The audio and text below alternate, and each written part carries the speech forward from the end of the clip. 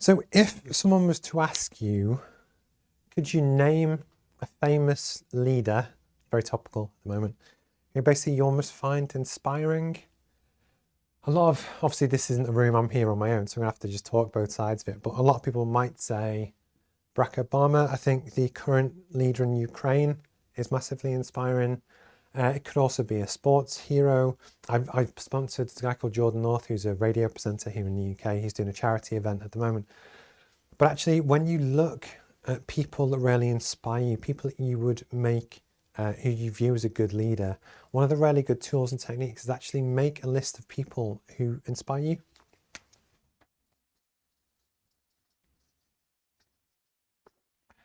And don't get me wrong, this doesn't have to be, I think the mistake a lot of people make is that when you talk about leadership, you think world leaders or you think sports team stars.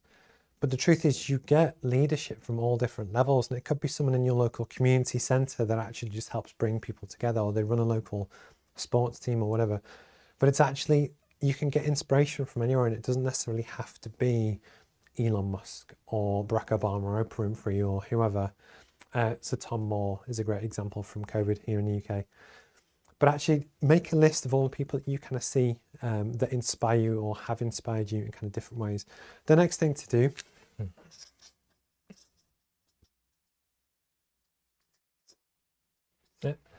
what traits do they show? And also, Ashley, for next week, don't worry about how bad my writing is. It's cool. But yeah, so you make a list of leaders, then what traits do they show? And actually, what is it that makes a good leader? And if you go around a room and ask lots of people, they'll ask about empathy, listening, determination, charisma in some ways, the ability to kind of, engage people. They work hard. They do all of these different things. And actually, if you go through this actual exercise with people, make a big list, and you can kind of do this yourself. But one thing you actually realize,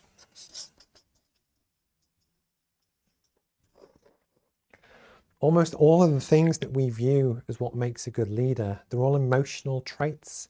So for instance, the chap in Ukraine, who's the president, he's a former actor and comedian. And I don't know how good his military strategy is, but what I do know is actually he's putting his head on the block. He's being there, he's leading his people. He didn't flee, he didn't run, he's got his jacket on, and he's trying to do the best they can. That is great emotional leadership, but actually you don't have to be taught how to do that. And the reason why I just thought this was a really interesting kind of bit just to kind of talk about is that actually all of these things, that if you want to be in your own mind, kind of a great leader, and you work in a team or whichever, and you want to inspire people, it's not all about kind of academic grades or skill sets or technical knowledge on certain topics.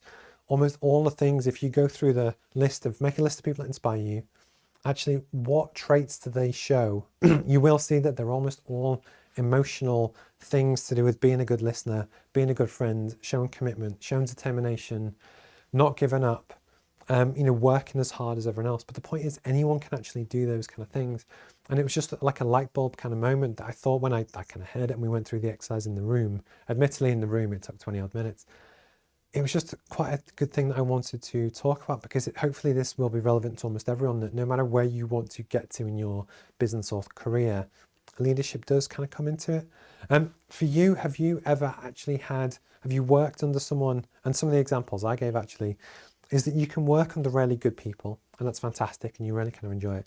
But ironically, when you work under and you work with bad leaders, bad bosses, and I gave a few examples at the talk on Monday, people that don't show emotional intelligence and don't care about what people think, and it's almost very autocratic, and they just kind of force their will on other people.